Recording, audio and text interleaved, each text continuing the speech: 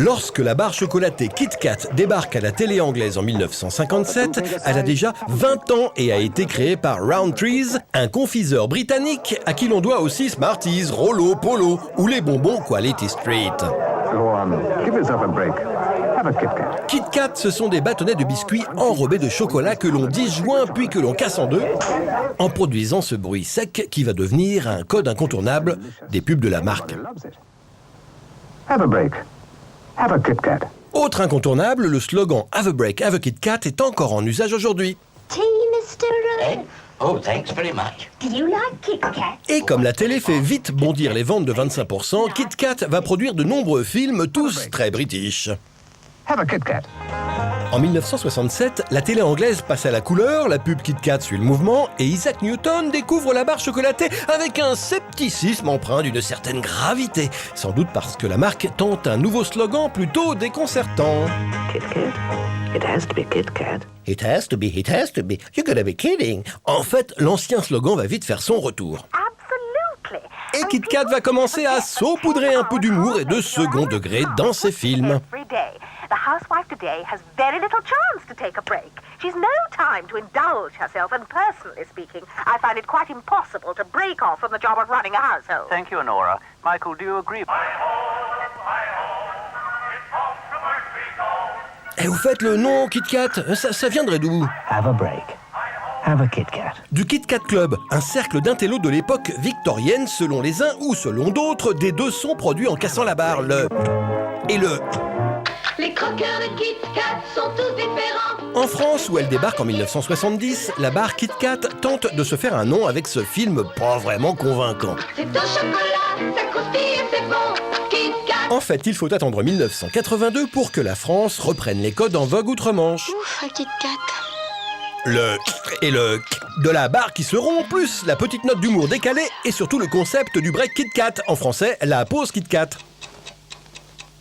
De toute façon, monsieur n'est jamais content, alors. La pause Kit Kat, c'est sacré. En 1986 en tout cas, Kit Kat atteint des sommets. Leader de la confiserie au Royaume-Uni, dans le trio de tête des barres chocolatées en Europe, tout ça en faisant d'excellents spots. What do you think? You can't sing, you can't play, you look awful. You'll go a long way. Ainsi, le film du manager cynique et celui de cette chorégraphie de panda entreront tous deux dans le top 100 des meilleures pubs britanniques de tous les temps, selon un classement établi en l'an 2000 par Channel 4. Have a break. Have a Kit Kat. Aux États-Unis, où Kit Kat est fabriqué sous licence par un autre confiseur, Hershey's, Kit Kat reprend le thème du break, mais sous cette forme.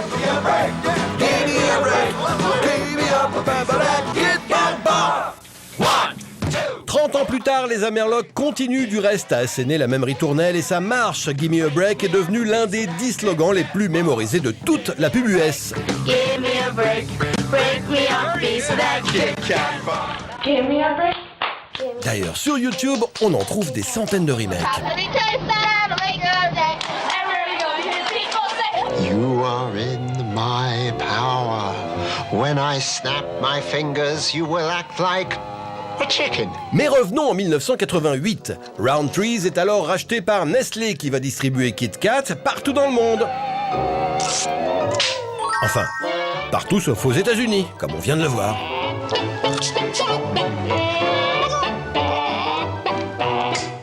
En 1992, c'est la fin de l'âge d'or. Après 40 ans de développement continu, le marché de la confiserie et des barres chocolatées commence à décliner face à la vague diet et à la chasse aux calories. Pour résister à cette tendance, Nestlé va décliner Kit Kat, ses modèles et ses packaging. Surtout, Kit Kat va faire valoir sa légèreté par rapport à ses concurrents. En effet, Kit Kat est une barre biscuitée, donc bien moins calorique que les barres fondantes, comme Mars ou Snickers. Kit Kat. Mars. Du coup, là où les autres sont obligés d'appuyer sur leurs valeurs nutritives ou énergétiques, Mars, et ça repart. Kit Kat la joue profil bas, ne promet pas la lune, ne vous transforme pas en super-héros. Non, Kit Kat est juste là au cas où vous en auriez besoin. Au cas où vous auriez un petit coup de chaud, quoi.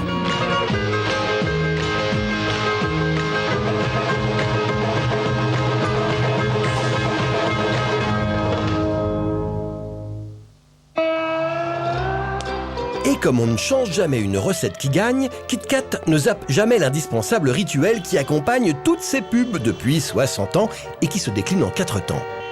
1. Arrivée et ouverture du paquet. 2. Apparition et séparation du doigt qui va être dégusté. 3. Le doigt est cassé en deux pour montrer l'intérieur du produit. Enfin, acte ultime de ce rituel, le produit est dégusté. C'est l'extase. Les anglo-saxons appellent ça l'enjoyment. Autre élément inscrit dans la charte publicitaire KitKat, l'humour. Le rire servant, comme ils disent, à créer de l'emphase avec une marque qui ne se prend pas au sérieux.